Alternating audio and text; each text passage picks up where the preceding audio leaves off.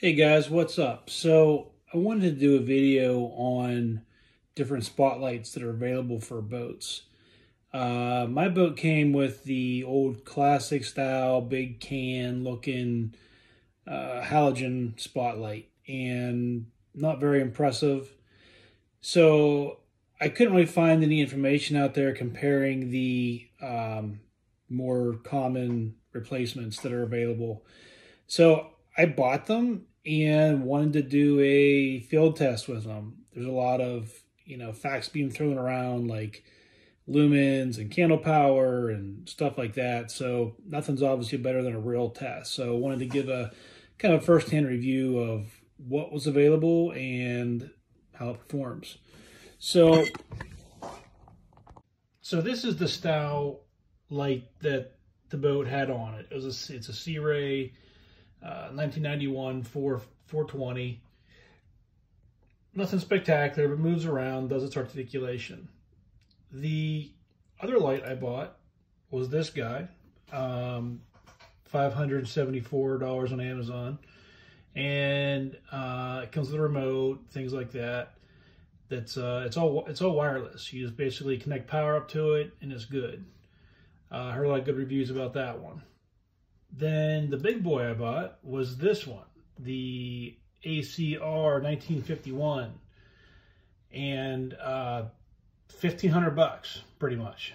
This thing is a really good quality spotlight, but how does it do in the field?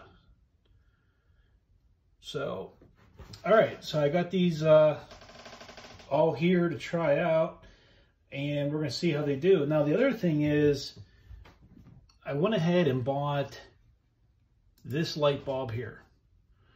This Primilux 8-inch off-road spotlight.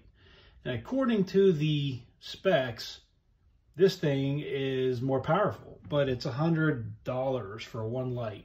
So my idea was to mount this on the original can that I had, and it's kind of adapt it up and see how it try to get it to fit and see how it performs. So that's the other one we're going to be comparing this with, the $100 light versus the $1,500 light option. Okay, so here we go. Here are the three lights mounted on my little buggy here, and I got them all wired up with some switches, and we're going to go out tonight and try these things out. So this one being the Golight plastic housing, you can kind of hear it. This whole thing articulates side to side. This light here goes up and down. It's okay for 500 bucks. I guess I would expect it a little bit better, housing quality, but other than that, it's okay. This one, wow, what a beast. This housing on this thing is this super silky smooth finish aluminum, very heavy duty. It's got some weight to it. And this one, the lens inside actually, or the bulb inside actually is what rotates. This doesn't move, except this rotates but doesn't go up and down. It doesn't not articulate. Okay, and lastly, we got this thing. Still got the wrap on here, but just a bunch of LED bulbs in a housing. And to look at this thing, you'll notice that it's got some aluminum heat dissipation fins on here.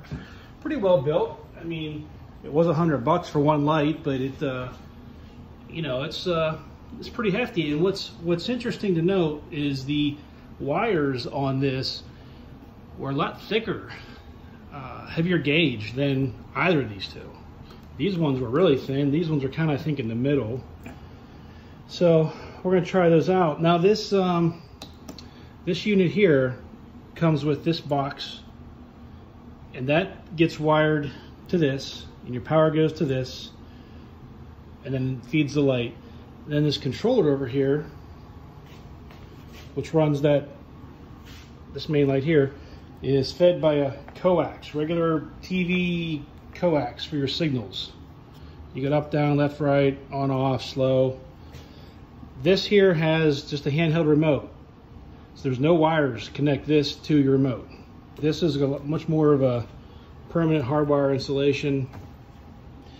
And this, well, it's just off and on because it's just a light. Okay, so here we're out at the test field. We're going to try out these 3 lights. The first one is the Golight.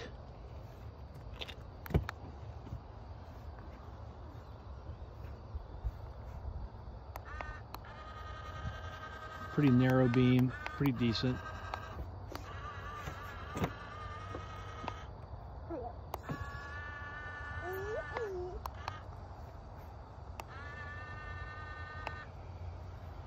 Okay, the next one is the middle one.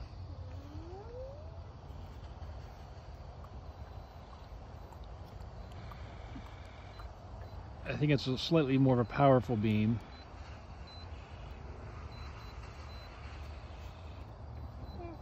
What is that sound? And then the last one is the spotlight, which gives a much wider view, but doesn't quite illuminate the telephone pole as much as the other ones do. You can kind of see it on there, so.